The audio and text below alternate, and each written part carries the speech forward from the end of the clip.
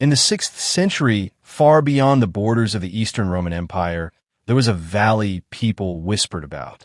Arvalion, a land hidden by stone ridges and cold winds. A place where faith and fear walked together. For generations, Arvalion's kings ruled through tradition. They were chosen by blood, crowned under the rising sun, and bound by sacred oaths. But that oath broke the day Arvalion was born. He was the son of King Marcellus II and Queen Riona. His birth was marked by an eclipse, a dark ring that turned daylight into shadow.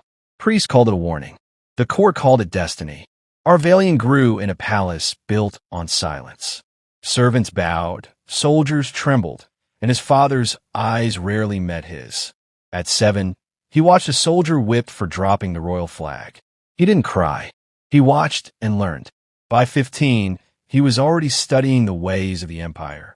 He read about Caesar, Constantine, and the power of divine law. He understood that belief was stronger than any sword. When his father fell ill, the council debated who should rule. Arvalion had an older brother, gentle, patient, and loved by the priests. But one night, the prince fell from the palace stairs. The court called it an accident. Arvalion never denied it. He simply wore black for 7 days and waited. At 20, he became king of Arvalion, the youngest in its history, and the first to rule without the blessing of the church. His coronation was quiet. No choir, no cross, only the deep toll of the iron bell that hung over the city gate. That sound, heavy, hollow, endless, would follow his reign like a curse. At first, Arvalion played the role of reformer. He rebuilt roads, lowered taxes, and spoke softly to the crowds. He called himself the Shepherd King. But those who lived near the palace began to see another side. He ruled by night, sending riders to collect the names of anyone who questioned his laws. By morning, those names were forgotten. It was during these years that Christianity began spreading fast through Arvalion. Merchants from Cappadocia carried small crosses, telling stories of a man who died to free others. Villagers built hidden chapels, whispering prayers in caves. Arvalion noticed. He saw the unity faith brought and the threat it posed. He once told his advisor, Lord Theron, "Faith makes men loyal to a god they've never seen. Imagine if that loyalty were mine." Theron nodded. From that moment, religion became Arvalion's weapon. He summoned the priests of the old gods and ordered a new doctrine. He called it the pure path, a blend of ancient ritual and royal decree. He claimed that all who entered his rule must be cleansed in the king's water, a new form of baptism controlled by the crown. At first, people believed it was harmless, a ceremonial washing. But it was a test. Those who refused were marked as defiant. Those who obeyed were bound to Arvalion's power. Queen Riona, his mother, tried to warn him. She had seen the fear in the villages. But Arvalion silenced her counsel. "The people don't need gods," he said. "They need order." He began building a temple outside the city walls, a vast stone hall called Sanctum Thera. To the public, it was a place of worship. In truth, it was his throne of control. By the 3rd year of his reign, the first signs of resistance appeared. Groups of believers met in secret, refusing the king's water. They called themselves the true followers. They prayed not for freedom, but for courage. Arvalion responded with words, not war. He invited them to his court. He smiled, listened, and promised understanding. But his kindness was a mask. He wanted names, not peace. Soon, rumors spread that people who visited the palace never returned. Farmers vanished. A bishop disappeared during prayer. Yet, no one spoke openly. Arvalion had become a kingdom of whispers. By the 5th year, even his allies began to fear him. Lord Theron once asked, "Majesty, how long can fear hold a crown?" Arvalion replied, "As long as faith kneels to it." The more he spoke, the more his followers began to see him as divine. He allowed the artists to paint him with golden light behind his head. He said it wasn't blasphemy, it was symbolism. But for many, it was the beginning of something darker. That same year, Queen Riona died under strange conditions. The court said illness. The servants said heartbreak. Her tomb was sealed with no witnesses. After her death, Arvalion became colder. He stopped addressing the council and relied only on his inner circle, men who owed him everything and feared him completely. He declared a royal festival, the Week of Purity, where all citizens would attend his temple for renewal. Drums echoed through the city for days. Hundreds gathered at Sanctum Thera. Arvalion stood before them, wearing white robes embroidered with gold. He spoke of unity, of light, of the cleansing of souls. His voice was calm, his face almost gentle. But behind that calm, his eyes held something else, calculation. He watched how easily they followed, how a single promise of purity made them kneel. And in that moment, he understood something that would shape his reign. To control belief was to control the mind. The 6th year of Arvalion's rule began with silence. No markets opened, no bells rang. Only the banners of the crown moved in the wind. The king had declared a season of reflection. He said the nation must pause to find one heart, one truth. To most, it sounded like peace. To others, it sounded like warning. Inside the marble halls of Sanctum Thera, Arvalion met with his inner circle. Lord Theron, the Chancellor Vero, and the High Speaker of his new faith, Eldamarch. They studied maps, names, and messages intercepted from the mountain villages. Faith spreads faster than fear, Eldamar said. Arvalion answered quietly, then we will teach fear to look like faith. He ordered a new campaign of unity. Every village would send a delegate to the capital. They would learn the pure path and return as teachers. Anyone refusing the order would be called lost to the path. At first, the plan worked. Hundreds arrived, farmers, scribes, soldiers' wives, drawn by the promise of the king's favor. They studied his new rites, memorized his prayers, and returned home carrying his seal. But something unexpected happened. The delegates saw the wealth of the palace, the hunger of the city, and the emptiness behind the king's promises. Many came back speaking softly of doubt, and in their homes, the old crosses reappeared, hidden under blankets, carved in wood, whispered in prayer. Arvalion sensed the change before his council dared to speak of it. He began addressing the people from the balcony of the West Tower. Each speech was longer than the last. He spoke not as a man, but as a prophet of order. He warned of invisible enemies, of traitors who plotted against purity. He said, doubt is the last mask of rebellion. The crowd listened in uneasy silence. Some nodded, others turned their faces away. In the months that followed, the king's message spread through scrolls and messengers. Villages were divided between those who followed and those who hid. Families whispered at night, wondering who could be trusted. Lord Theron began to fear the very silence he had helped create. He kept notes of everything, dates, decrees, rumors. In one note he wrote, the crown has built a temple on sand. When the tide comes, it will drown itself. But Arvalion was still certain of his power. He began a new ritual inside Sanctum Thera called the Renewal of Water. It was meant to symbolize the cleansing of doubt. Citizens were invited to kneel, touch the water, and swear loyalty to the throne.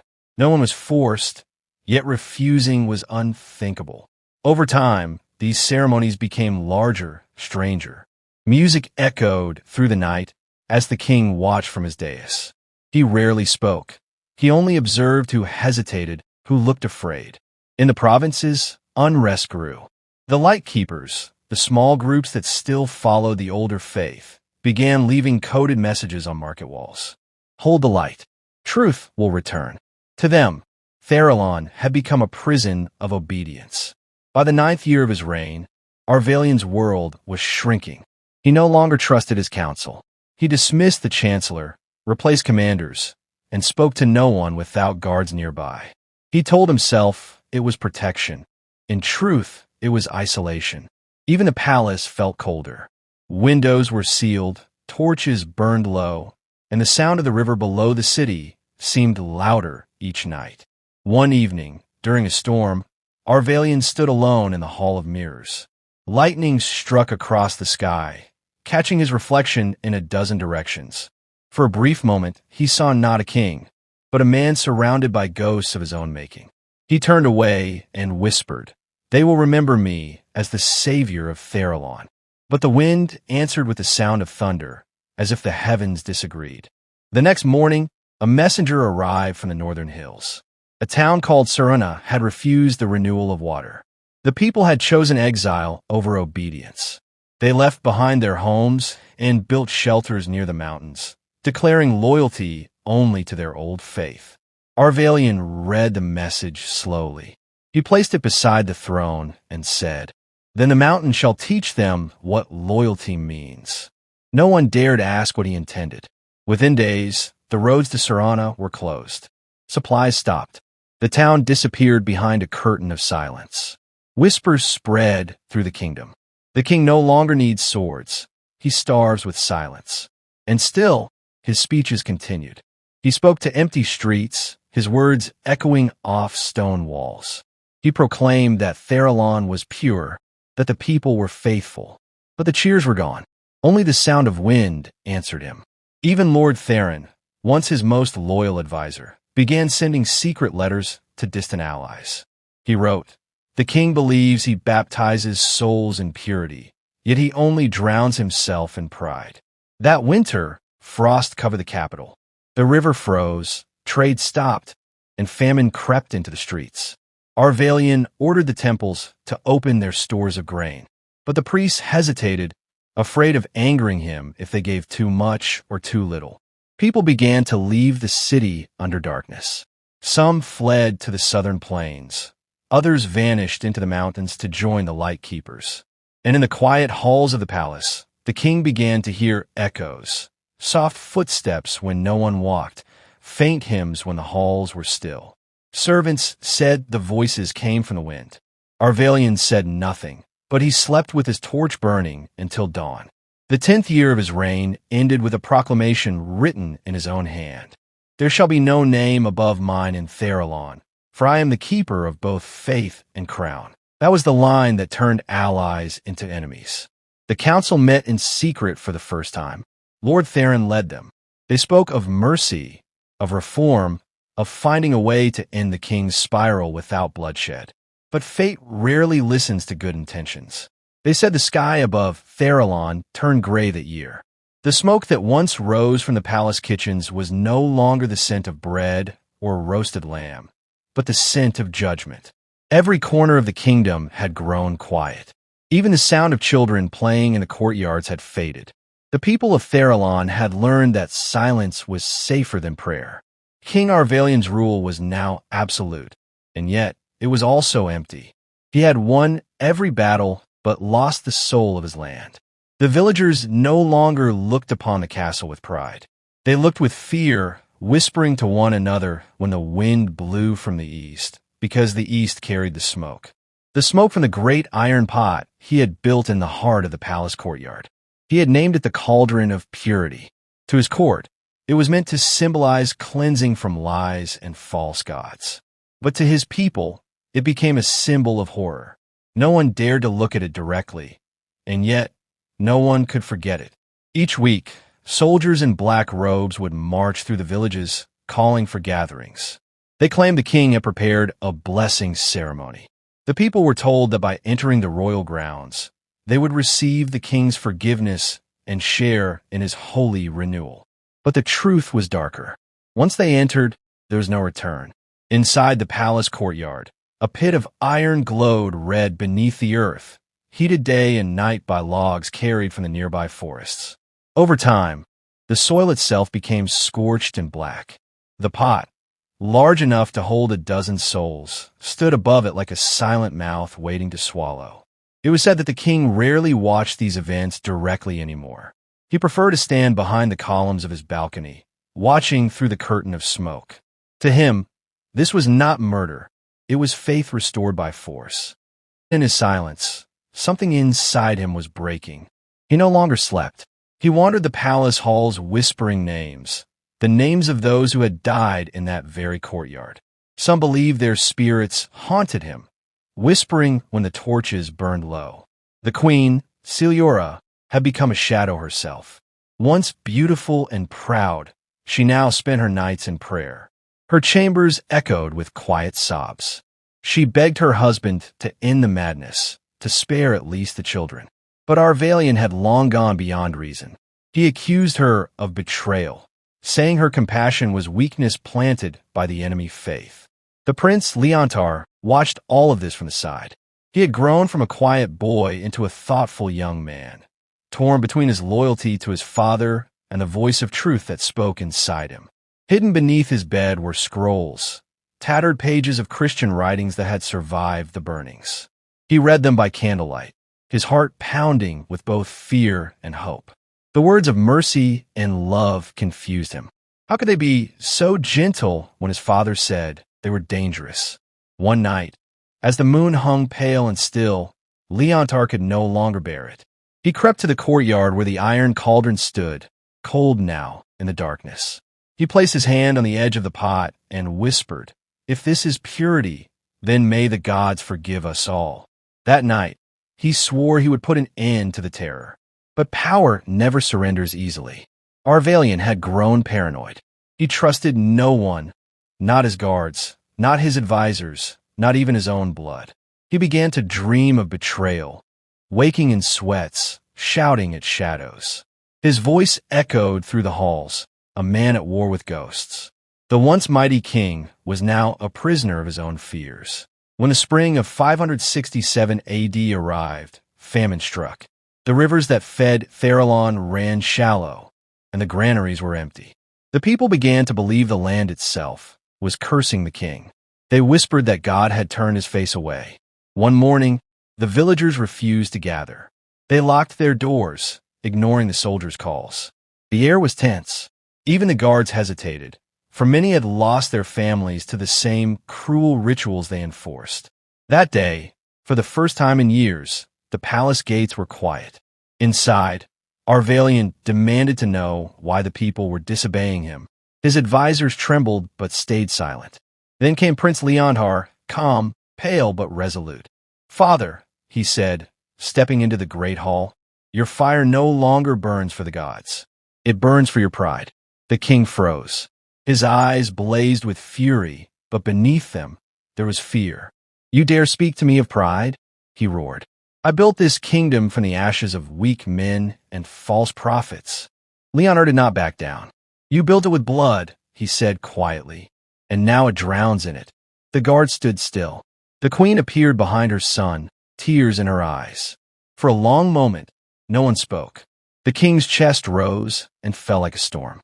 Then, in a voice that shook with rage, he shouted for his men to seize them. But the soldiers did not move. Arvalion looked around, his authority slipping from him like sand through fingers. "Obey me," he screamed. "I am your king." But the courtyard was silent. No one bowed. No one spoke.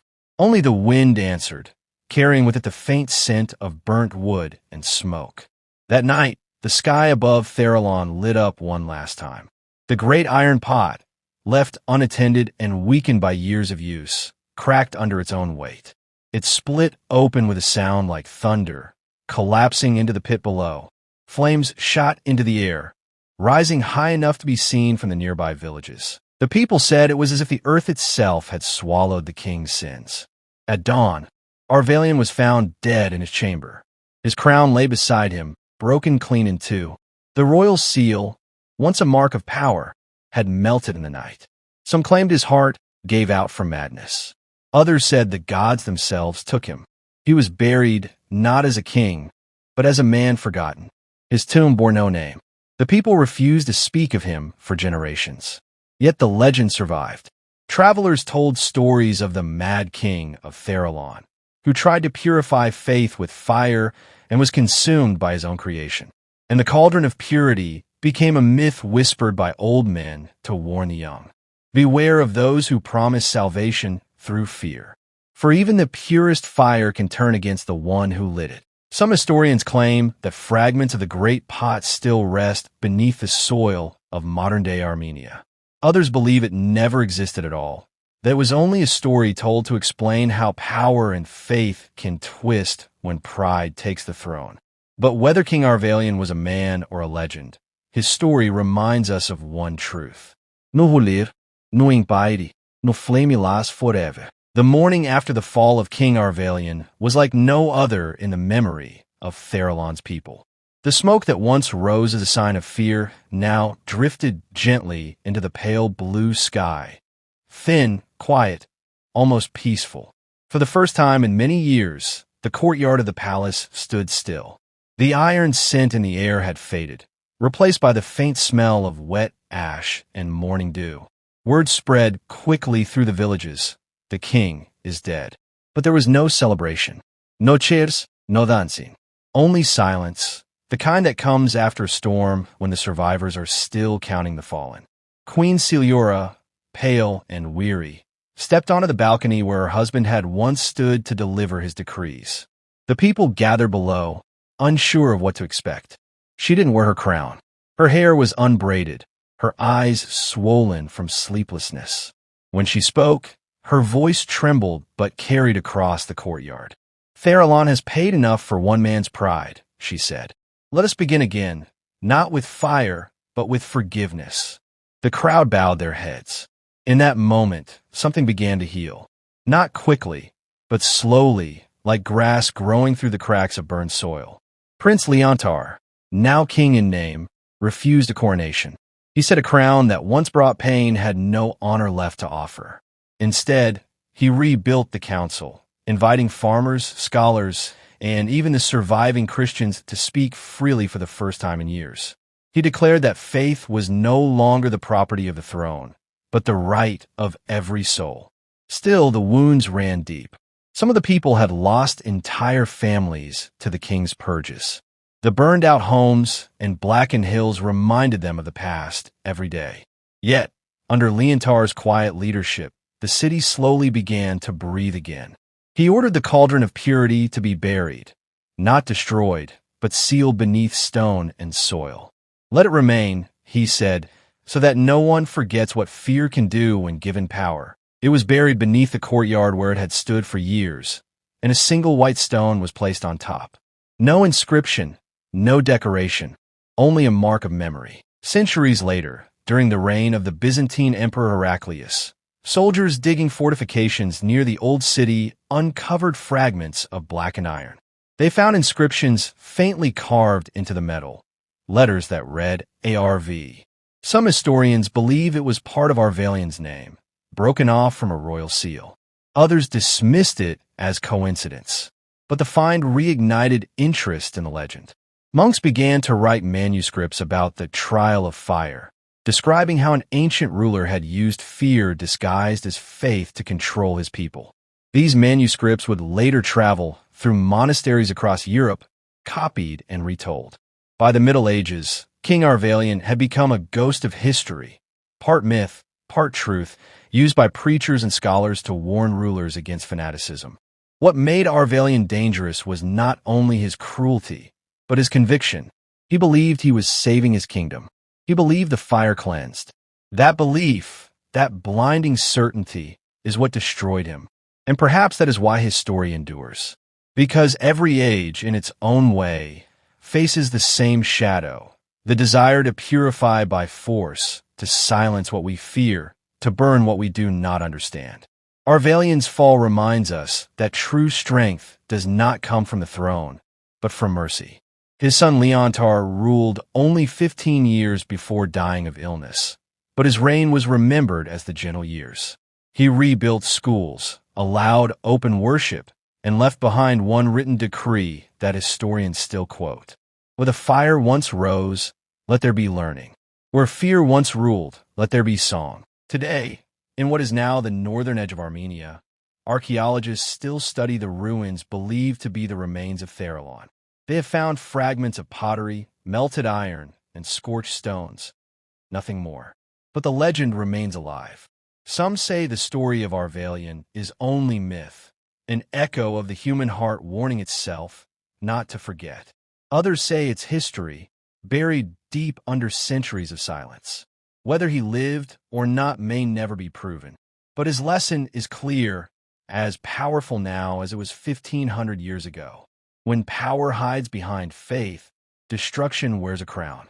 And so, the name of King Arvalion the Grim, once feared by thousands, became nothing more than a whisper in history, a reminder that fire cannot cleanse the soul, and that even kings must answer to the truth. This was the story of the rise and fall of King Arvalion, the ruler who baptized by fire, and the kingdom that learned to heal from it.